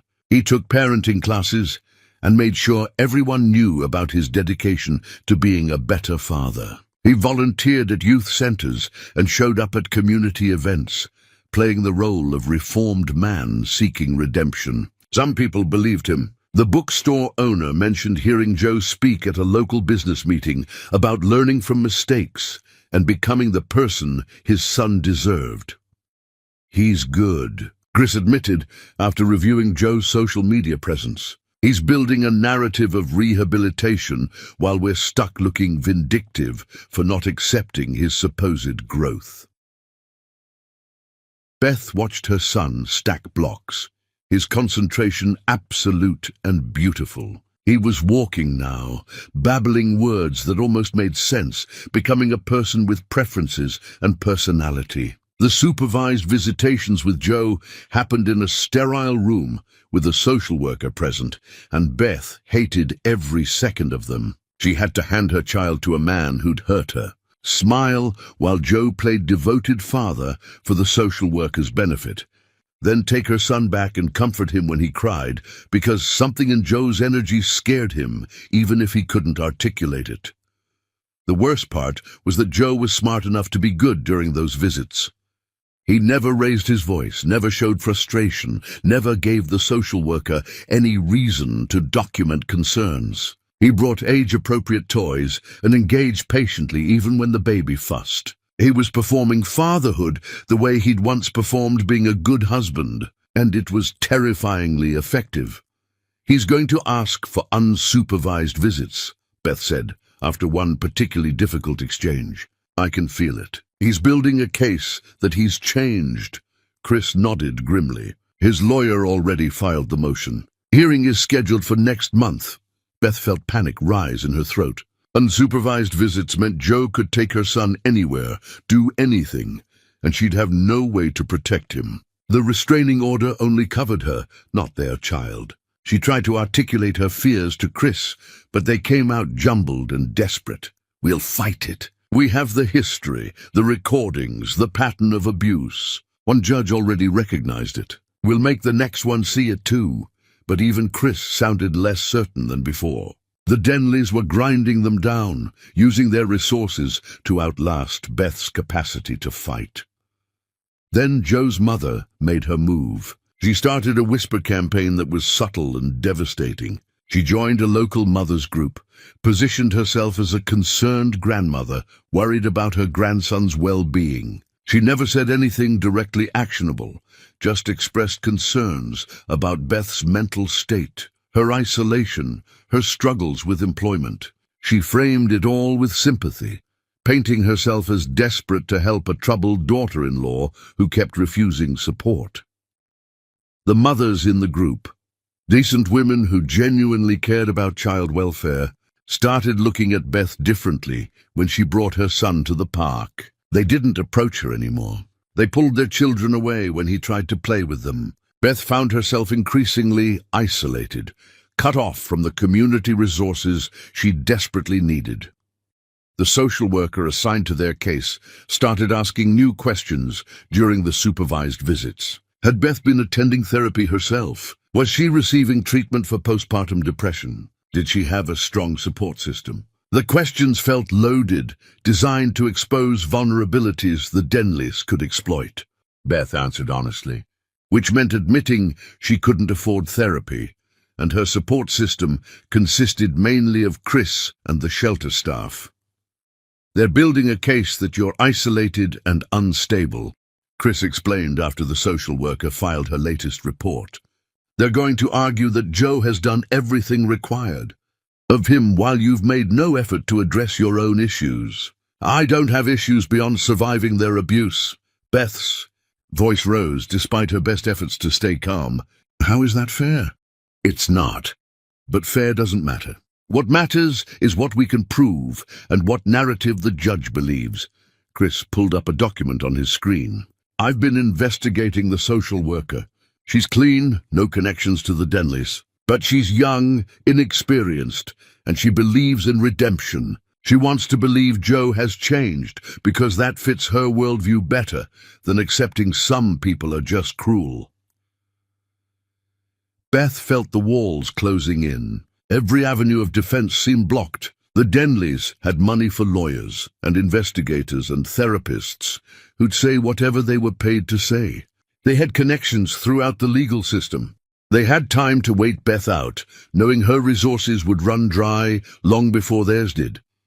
That night she stood at the window of her shelter room watching her son sleep. He looked peaceful, innocent, unaware of the battle being waged over his future. Beth thought about giving up, about accepting whatever scraps the Denleys offered, about choosing peace over justice. It would be easier. It would hurt less. Her son would grow up with a father, even if that father was Joe, even if that meant Beth spending the rest of her life diminished and controlled. Then her son stirred, reaching for her in his sleep, and Beth felt something harden in her chest. She'd promised to protect him. She'd promised he'd never grow up thinking abuse was normal, or that women existed to absorb men's cruelty without complaint. Breaking those promises for the sake of ease would betray everything she'd suffered to escape. Chris called late that night with news that changed everything. His investigator had found something, a thread they could pull that might unravel the entire Denley facade. Joe's sister had reached out through an intermediary, saying she wanted to talk. She had information about the family, things she'd witnessed growing up, secrets that explained why the Denleys were so desperate to maintain their perfect image. "Do you trust her?" Beth asked, hope and suspicion warring in her chest. "I don't trust anyone connected to that family. But desperate people do desperate things, and if she's desperate enough to turn on them, she might be useful." Chris paused. "Or it could be a trap. A way to get information about our strategy, or set us up for something worse. Meet with her anyway. What do we have to lose at this point?" Chris agreed, though Beth could hear the reluctance in his voice. They were gambling now, making moves based on desperation rather than strategy. But sometimes desperation was all you had, and you either played the hand you were dealt or folded completely. The meeting was set for the following week. In the meantime, Beth had to survive another supervised visit, another performance of normalcy while Joe played doting father, and she bit her tongue bloody to keep from screaming the truth nobody seemed willing to hear anymore. Chapter 7. The Revelation. Joe's sister looked nothing like the sneering woman who'd mocked Beth that terrible morning. She sat across from Chris in a coffee shop, far from anywhere the Denleys might frequent, her hands wrapped around a cup she hadn't touched. Her name was Rebecca, and the fear in her eyes was genuine enough that Chris found himself believing this wasn't a setup. "I need to get out," she said without preamble. "My father controls everything. My money, my apartment, even my job at the family firm. I'm 30 years old, and I have nothing that's actually mine." Chris studied her carefully. "Why now? Why help Beth after what you did to her?" Rebecca flinched. "Because I've been where she is. Not with a husband, but with my father. He's been hitting me since I was old enough to disappoint him, which was basically always. My mother knows and doesn't care. Joe learned everything he knows about hurting women from watching our father." She pulled up her sleeve, showing bruises in various stages of healing. Then she showed Chris something more valuable, photos on her phone of documents she'd copied from her father's office. Financial records showing the offshore accounts, the bribes disguised as consulting fees, the web of corruption that funded the Denley lifestyle. She had emails where her father discussed getting judges to rule certain ways in exchange for campaign contributions. She had recordings of conversations where he coached Joe on how to manipulate the custody evaluations. "This is explosive," Chris said, scrolling through the evidence. "Why give it to me instead of going to the authorities yourself?" "Because he'll destroy me if he knows I betrayed him. But if it comes out through Beth's case, I can claim ignorance. I can say I had no idea what was in those files." Rebecca finally took a sip of coffee, her hands shaking. "I know it's cowardly, but I need to survive this too." Chris understood survival that came with compromise. He sent the files to his secure server, then looked at Rebecca with something approaching sympathy. "If we use this, it won't just hurt your father. It'll blow up your entire family. Your mother, Jo, everyone connected to the Denley name. Good. Maybe that's what it takes for something to finally change. Rebecca stood, gathering her things. I have to go. My father tracks my location through my phone, and I told him I was meeting friends for coffee. If he finds out I was with you, he'll know immediately what I've done. She left without looking back, disappearing into the afternoon crowd like she'd never been there. Chris sat with his coffee and the weight of what Rebecca had given him. This wasn't just custody evidence anymore. This was the kind of ammunition that destroyed lives and careers, that sent people to prison, that unraveled decades of carefully constructed lies. He called Beth immediately. We need to meet. I have something that changes everything. They met at his office after hours, Beth bringing her son who'd fallen asleep in his stroller. Chris spread printouts of Rebecca's evidence across his desk, watching Beth's face as she processed what she was seeing. Years of corruption, documented and undeniable. Proof that Joe's father had manipulated cases, taken bribes, destroyed people who opposed him. And most relevant to their situation, recordings of Joe's father coaching his son on how to appear reformed while planning to take full custody once he had unsupervised access. They never intended to let me keep him, Beth said, her voice hollow. All the therapy, the parenting classes, it was all performance leading up to taking him away completely. That's exactly what they planned. Your son turns 2. Joe gets unsupervised visits, and then suddenly there's an emergency where Beth is deemed unfit and Joe gets full custody. They've done it before to other women. Rebecca showed me 3 other cases where her father helped Joe's friends do the same thing. Chris leaned back in his chair, exhausted but energized by having real ammunition finally. We can stop them, but using this evidence means going nuclear. Criminal investigations, media exposure, everything that comes with destroying a powerful family. Beth looked at her sleeping son. She thought about those other women who'd lost their children to men like Joe, backed by systems corrupted by men like his father.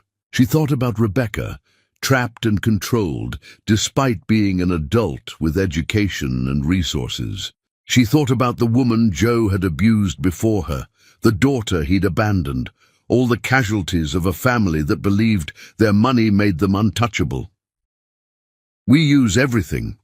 I don't care what it costs. They need to be stopped. Chris began filing complaints with federal authorities since the state system was too compromised by Joe's father's influence. He sent evidence to the FBI for the financial crimes, to judicial oversight boards for the corruption, to the media for the court of public opinion. Within days, the story exploded. Local news picked it up first, then regional outlets. The national media fascinated by a story of a respected judge exposed as corrupt by the woman his son had abused. The Denley family's response was immediate and vicious. Their lawyers issued statements calling it a vendetta, claiming Beth and Chris had manufactured evidence in revenge for losing custody battles. They produced their own experts who questioned the authenticity of the recordings, suggested the documents were forged, painted Rebecca as mentally unstable and therefore unreliable.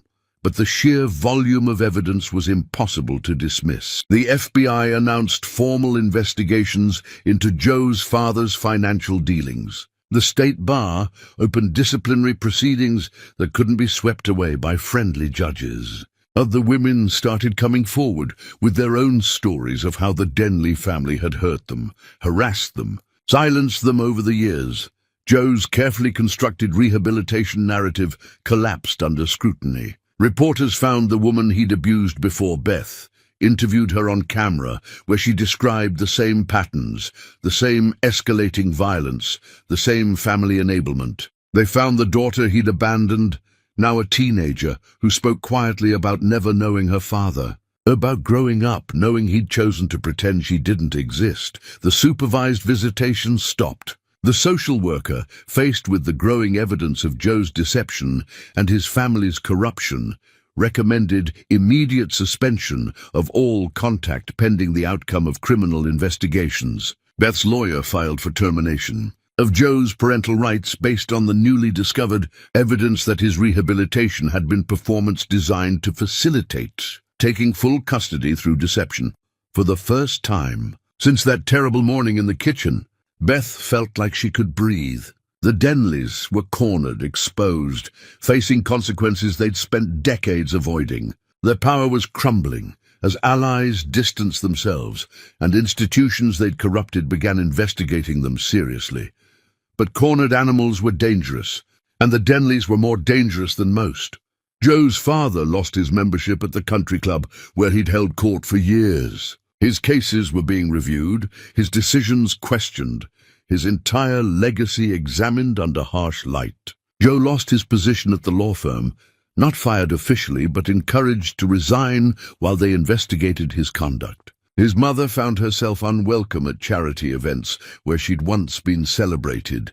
The family fortress was crumbling, and they had nowhere to direct their rage except at the woman who'd exposed them. Joe started violating the restraining order, showing up at the shelter despite explicit court orders. He'd sit in his car across the street watching, making sure Beth saw him. Police were called, reports filed, but Joe would leave before they arrived and claim he'd just been driving through the neighborhood.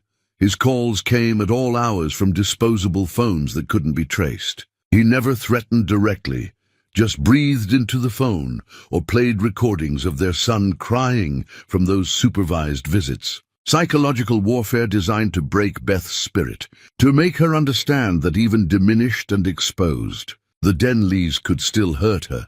Chris arranged for Beth to move to a different shelter, one with better security and a confidential location. He hired a security consultant to teach her awareness, how to vary her routes, how to recognize if she was being followed. The custody case had become something darker, more dangerous, and Chris worried constantly about what Joe might do as his world continued collapsing. The hearing for termination of parental rights was scheduled, but Chris knew getting there safely was the real challenge. Joe had nothing left to lose, his reputation destroyed, his career over, his family legacy ruined. Men with nothing to lose made desperate choices, and Joe had already proven he was capable of violence when his control was threatened. "Maybe we should back off," Beth said one evening, watching the news coverage of the FBI raiding the Denley family offices. "We've won. My son is safe.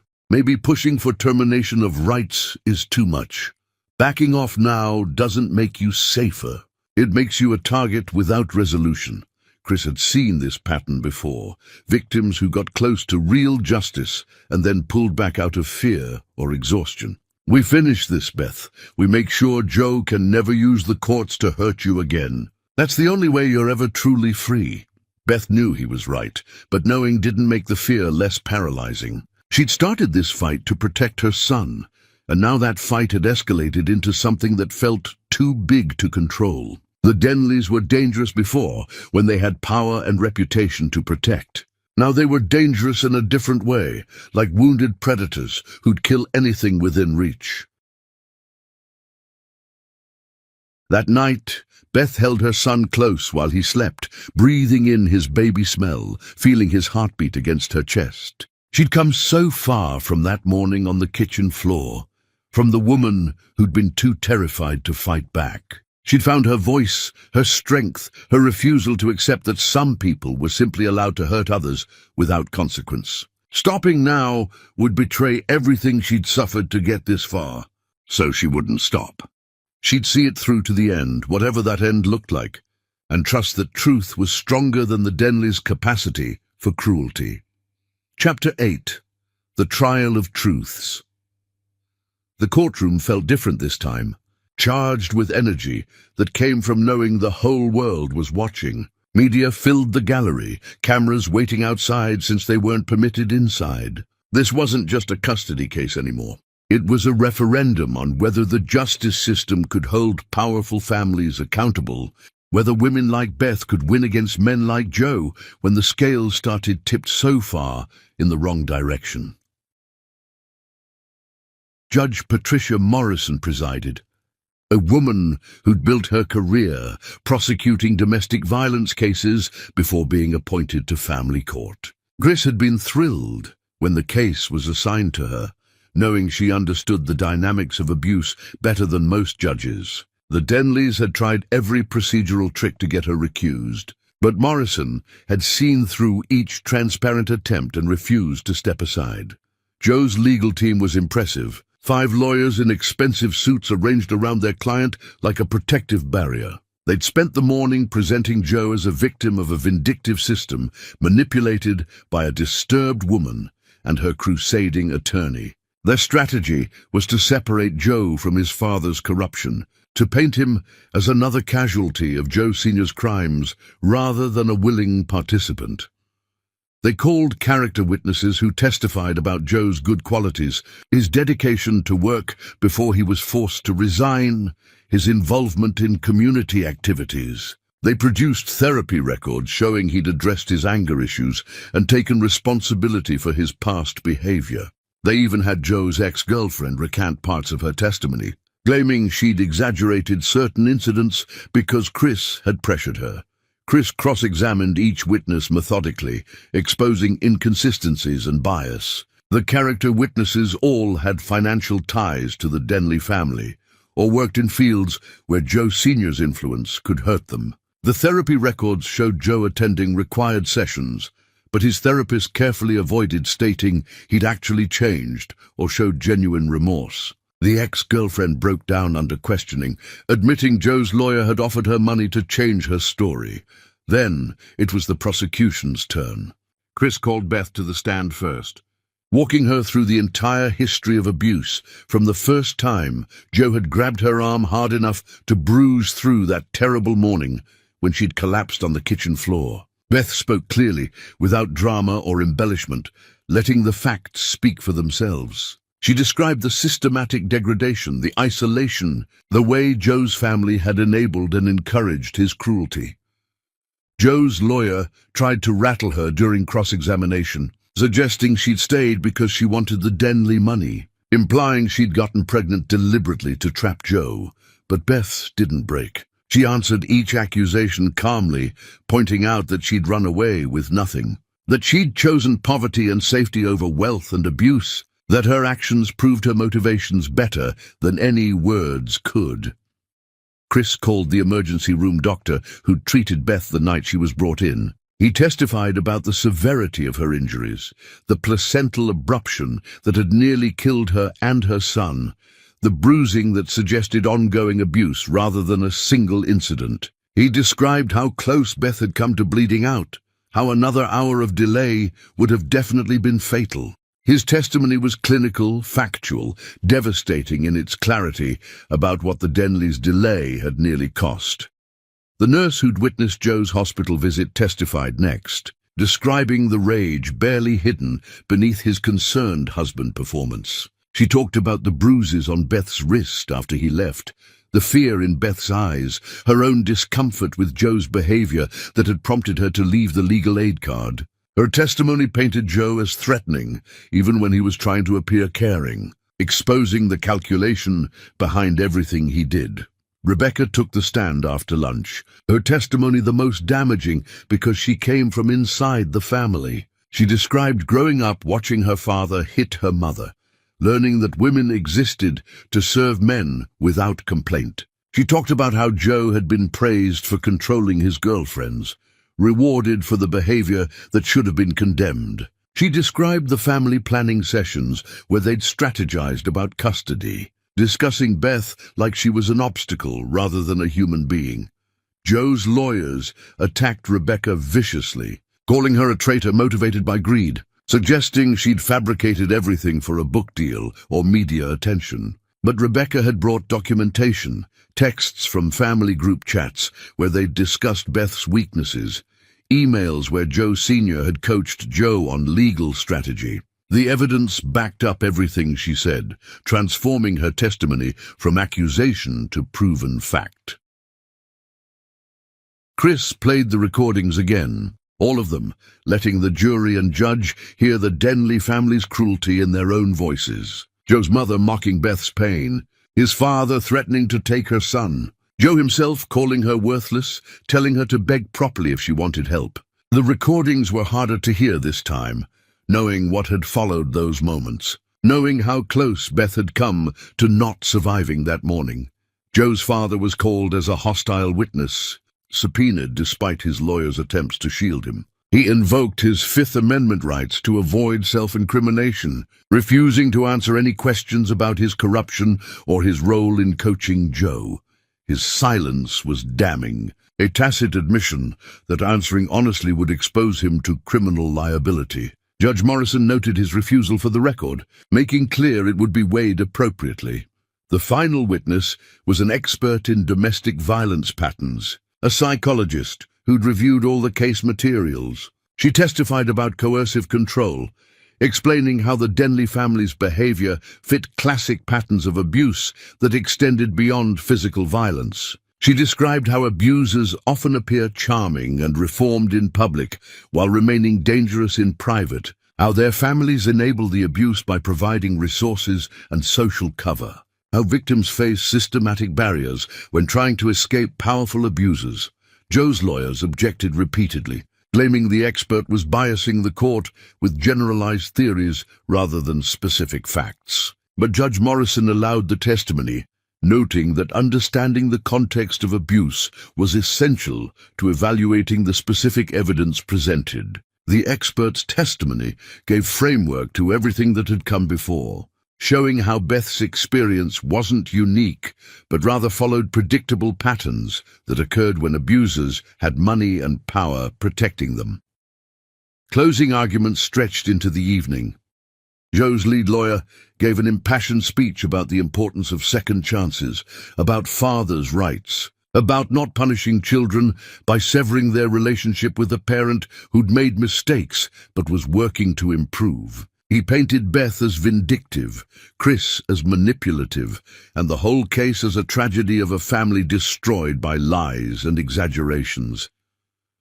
Chris's closing was quieter but more powerful. He simply walked the judge through the evidence chronologically, showing the pattern that emerged when you looked at the full picture rather than isolated incidents. He pointed out that Joe's remorse only appeared after he got caught, that his rehabilitation efforts stopped once they served their purpose. He reminded the judge that this wasn't about punishment but protection, that a child's safety mattered more than a father's redemption narrative. Beth Mooney didn't ask for wealth or revenge, Chris concluded. She asked for safety.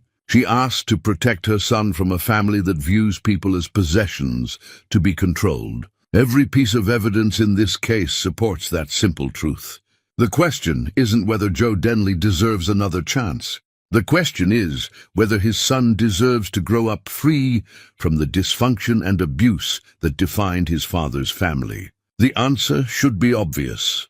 Judge Morrison announced she'd issue a written ruling within 2 weeks, needing time to review the extensive evidence and testimony. The courtroom emptied slowly, both sides exhausted from weeks of preparation and days of trial. Beth stood with Chris in the hallway, feeling wrung out and hollowed.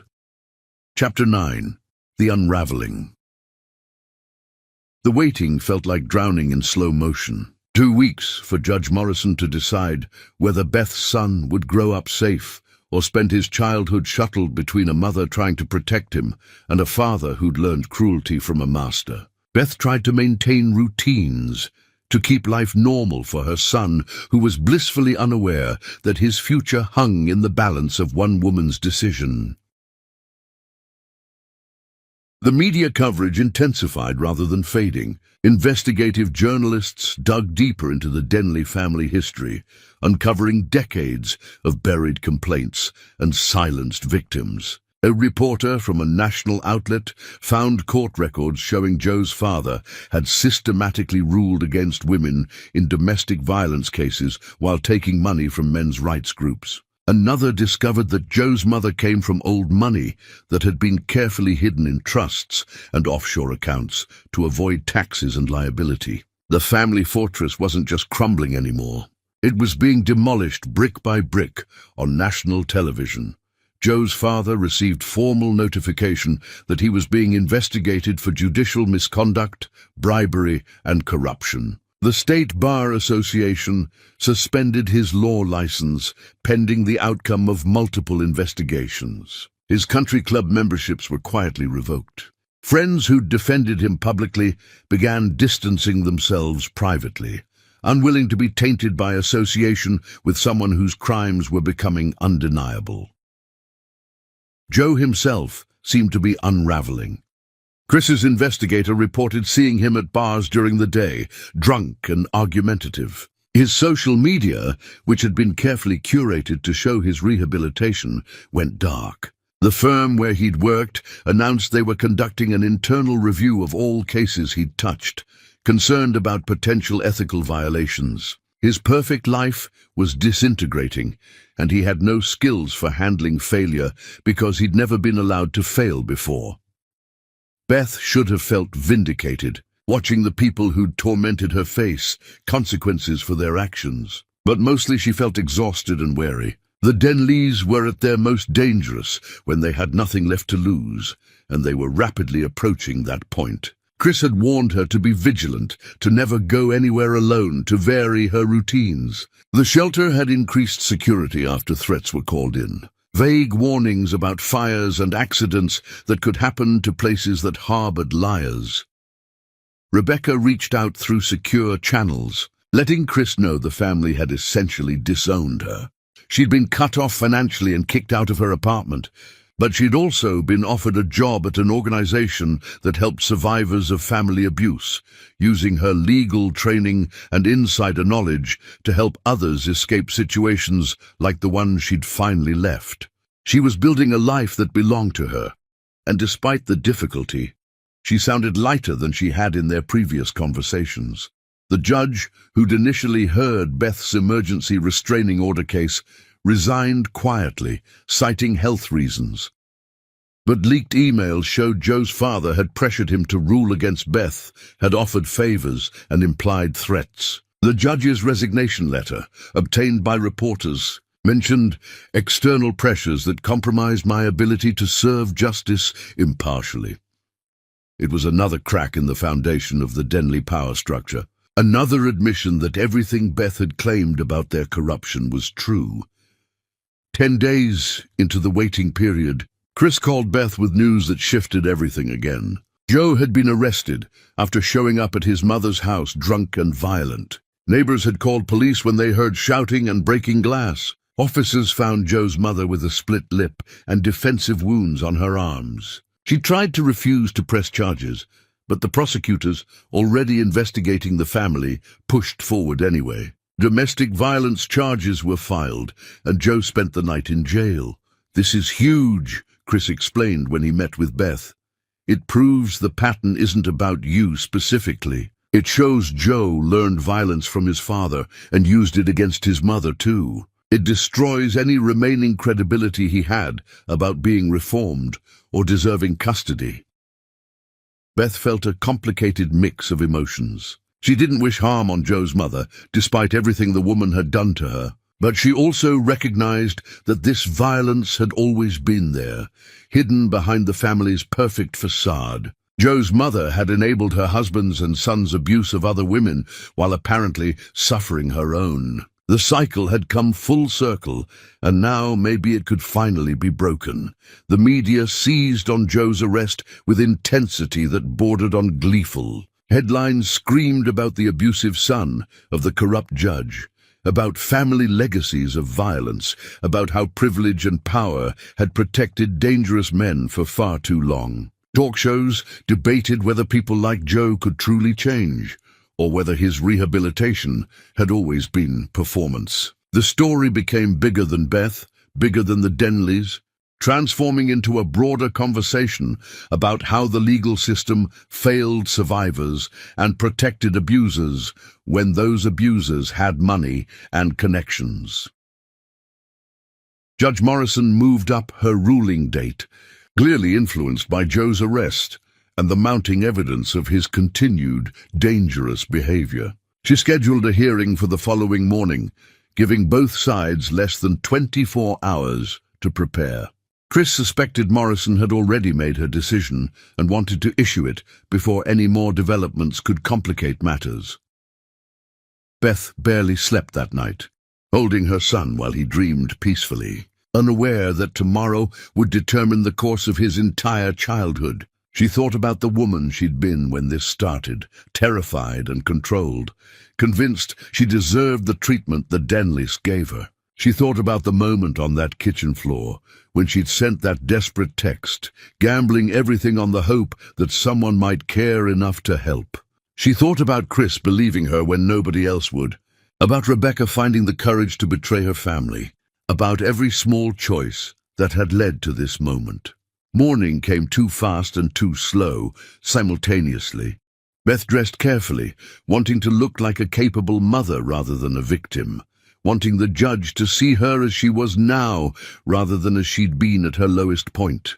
Chris met her outside the courthouse, his expression cautiously optimistic, but refusing to make promises he couldn't guarantee. The courtroom filled quickly, reporters and observers packing the gallery. Joe arrived with his diminished legal team, looking worse than Beth had ever seen him. His expensive suit couldn't hide the weight loss, the hollowness around his eyes, the tremor in his hands that suggested he was either hungover or withdrawing from something. His mother wasn't present, still recovering from injuries her son had inflicted. His father sat in the back row, a diminished figure who'd once commanded every room he entered. Judge Morrison entered, and the room fell silent. She carried a thick folder of documents, her prepared ruling clearly extensive. She looked at both sides, her expression giving nothing away, before beginning to speak.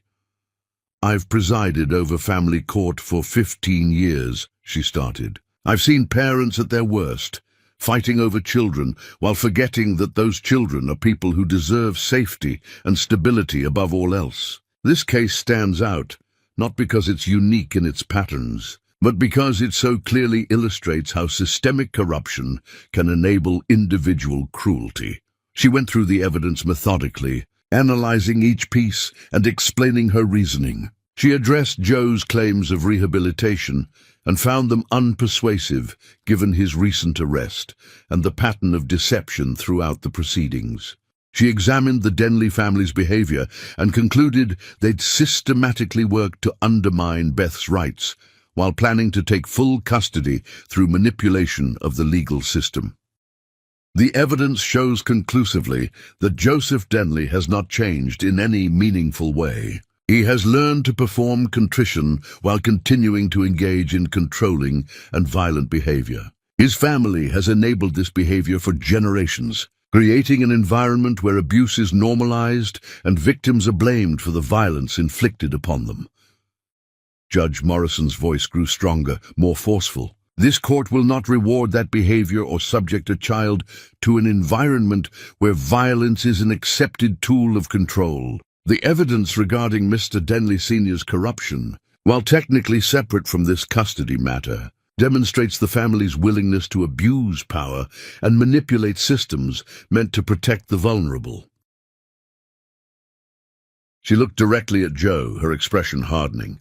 "You had every advantage, Mr. Denley, money, education, social position, and chance after chance to demonstrate genuine change. Instead, you used those advantages to continue patterns of abuse while hiding behind a facade of rehabilitation. Your recent arrest for assaulting your own mother proves conclusively that the threat you pose is real and ongoing."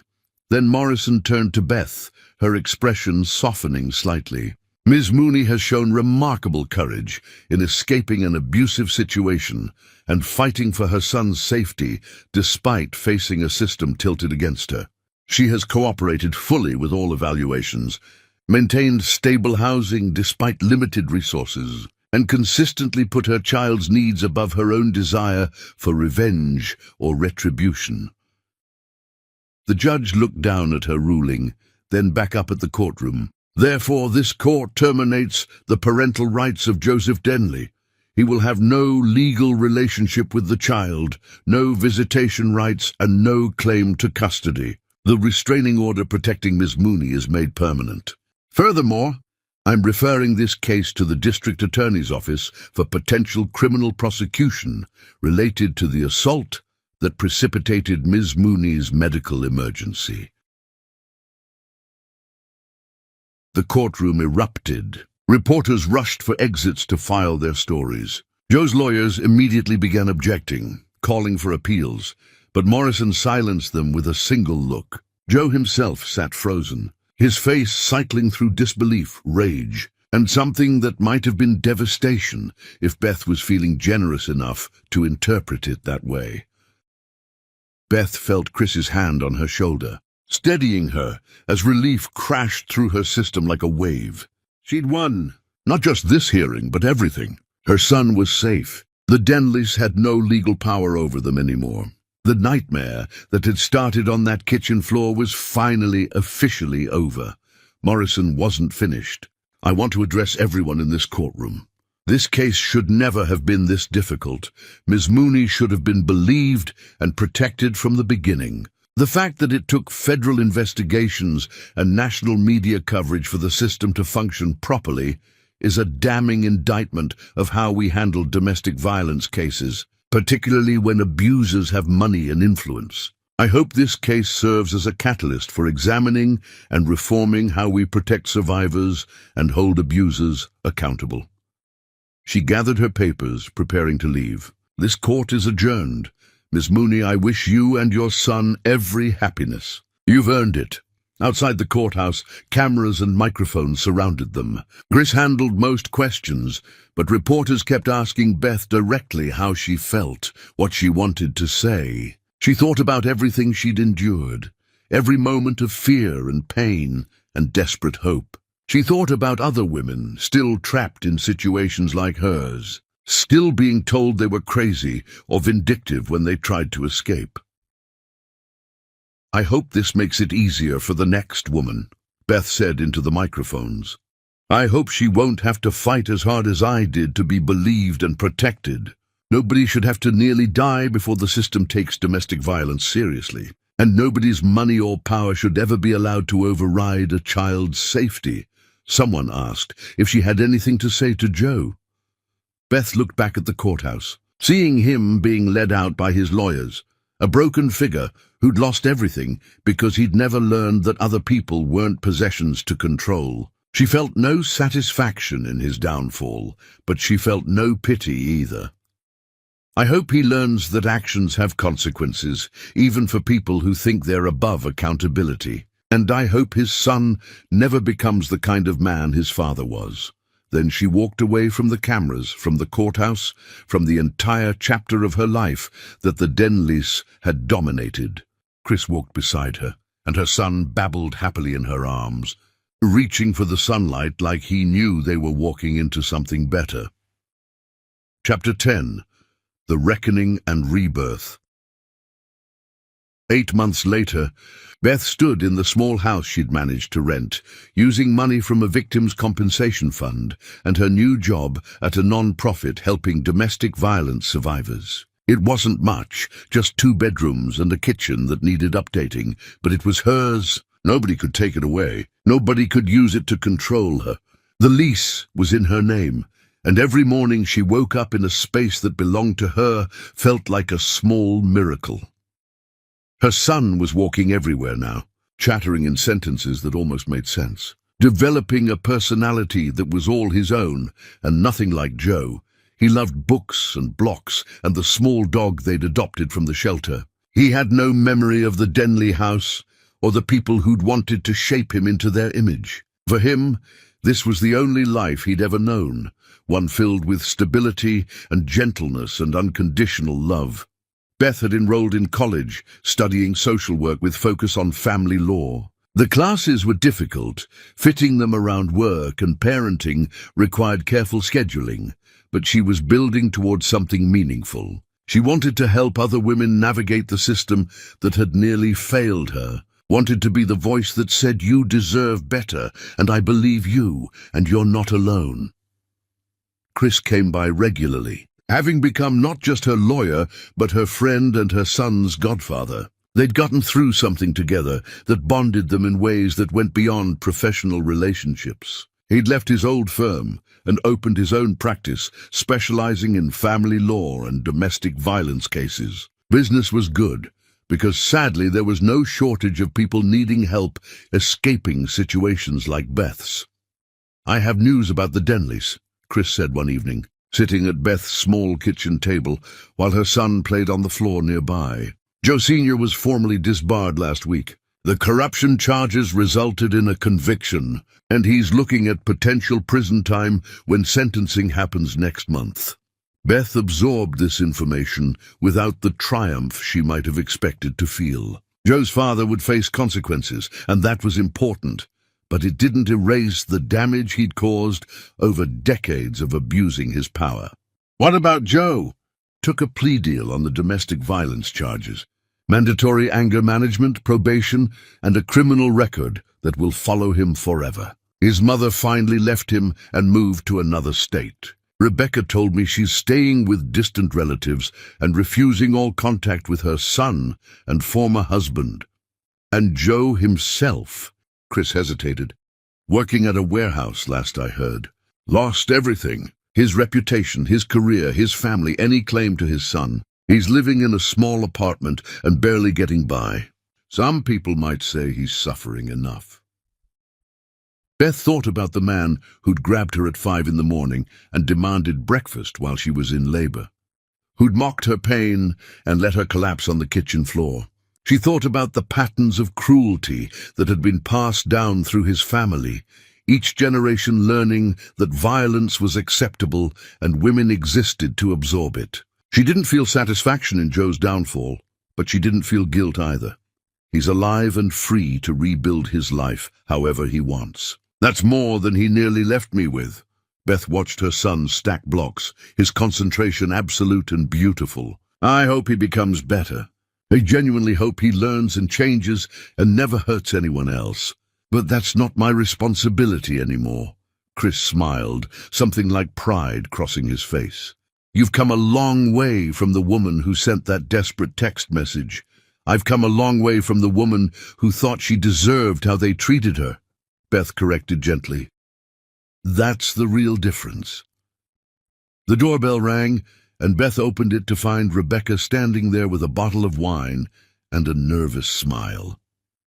She'd become an unexpected ally, her testimony having been crucial and her ongoing support meaningful. She was building her own life too, working with domestic violence organizations and speaking publicly about growing up in abusive households. The three of them had formed an unlikely friendship built on shared understanding of how systems failed and how people could find strength in the most unlikely places. They sat together while the sun set, talking about cases Chris was handling, students Beth was studying with, families Rebecca was helping escape situations like the one that had defined all their lives. Beth's son played contentedly, occasionally bringing them blocks or books, demanding attention from the adults who adored him. "Do you ever regret it?" Rebecca asked eventually. "Fighting so hard when it would have been easier to just disappear and start over somewhere else?" Beth considered the question seriously.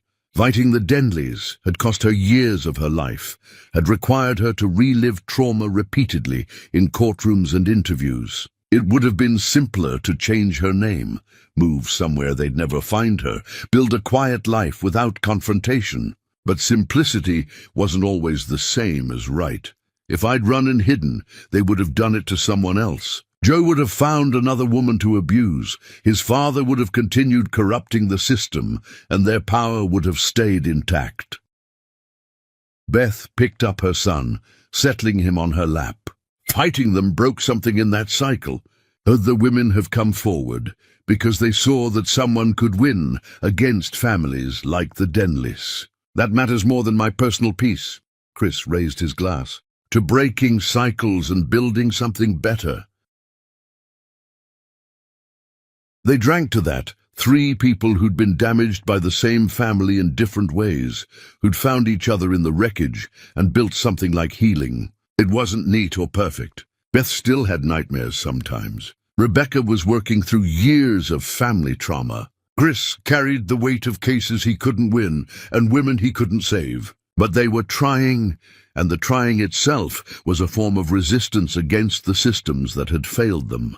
Later, After Chris and Rebecca had left, Beth put her son to bed in his room, with walls she'd painted herself and furniture she'd chosen because she liked it rather than because someone else demanded it. She read him stories about brave children and kind animals, about worlds where problems were solved without violence and love looked like gentleness rather than control. He fell asleep halfway through, his small hand clutching hers, trusting completely that she would keep him safe. Beth sat there in the dim glow of the nightlight, watching him breathe, feeling the weight of responsibility and privilege that came with being his mother. She'd promised him, back in that hospital room when they'd both nearly died, that she would never let anyone make her feel small again. She'd kept that promise. The case had officially ended months ago, but the real victory was this moment. Her son sleeping safely in a house where nobody shouted or hit or used love as a weapon for control. Her own life being built according to her choices rather than someone else's demands. The knowledge that she'd looked at an impossible situation and found a way through, rather than accepting that some battles couldn't be won. Beth thought about the woman she'd been on that terrible morning. 9 months pregnant and terrified, collapsing on a kitchen floor while people who should have loved her laughed and sneered. That woman had sent a single word into the darkness, hoping someone might care enough to respond. Help. Such a small word, but it had contained everything she needed to say. And help had come, in the form of emergency responders who'd gotten her to the hospital despite the Denley's delays. In the nurse who'd slipped her that business card. In Chris who'd taken her case when other lawyers saw only a losing battle. In Rebecca who'd found courage to betray her family for the sake of truth. In the judge who'd looked past the Denley money and power to see what was actually happening. In every person who'd chosen to believe Beth's story and fight for her safety. She'd learned that help existed, but you had to be brave enough to ask for it and strong enough to accept it when it arrived. She'd learned that surviving wasn't the same as living, that compliance wasn't peace, that accepting cruelty didn't make you graceful or patient. She'd learned that some fights were worth having, even when the odds seemed impossible, because winning those fights changed the odds for everyone who came after. Beth stood, pulling the blanket up around her son's shoulders, pressing a kiss to his forehead. Tomorrow she had classes and work, and her son had the playground and new words to learn. They had a life to build, day by ordinary day, creating something beautiful out of what the Denleys had tried to destroy. In the living room, she paused by the small shelf where she kept important documents. The custody ruling was there, official and final, proof that the justice system had eventually worked the way it was supposed to. Beside it was a framed photo, the only one she'd kept from the courthouse steps. It showed her holding her son, Chris standing beside them, all three of them caught in a moment of exhausted triumph. They looked tired and battle-worn, but they also looked victorious. Beth turned off the lights and went to her own room. The small space that was entirely hers, where no one entered without permission and no one's anger made the air feel dangerous.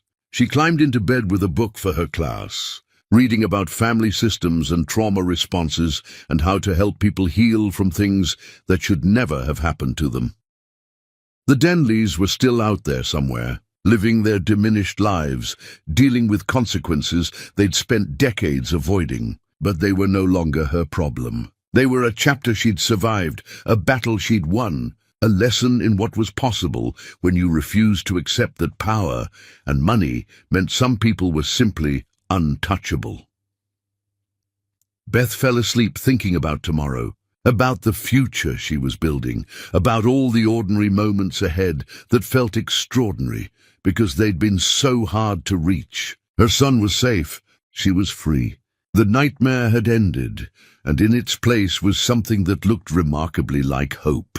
Not the naive hope of thinking everything would be easy, but the earned hope of someone who'd walked through fire and emerged still believing that goodness existed and justice mattered, and some promises were worth keeping no matter how high the cost.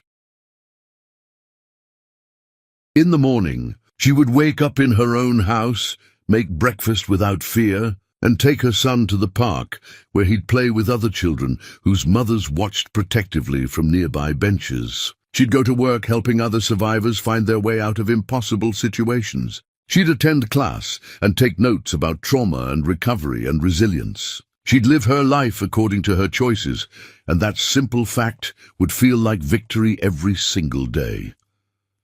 The Denleys had tried to break her, and they'd failed. That failure would define their legacy more than all their money and power ever had. And Beth's survival, her thriving, her transformation from terrified victim to fierce advocate, would stand as proof that sometimes the people who seem powerless find strength nobody expected them to have, and that strength changes everything.